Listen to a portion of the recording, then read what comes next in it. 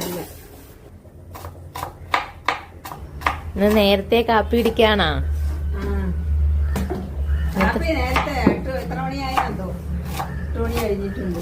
ഇന്നത്തെ സ്പെഷ്യൽ എന്തൊക്കെ? അപ്പവും താറാമുട്ട റോസ്റ്റ്, കറിയായിട്ട് വെച്ചിട്ട് റോസ്റ്റ്. നല്ല ടേസ്റ്റ് ഉണ്ട് കേട്ടോ. റോസ്റ്റ് വെച്ചില്ല, ഞാൻ കഴിച്ചു തുടങ്ങി പകുതിയായി. അപ്പൊ ഓക്കെ.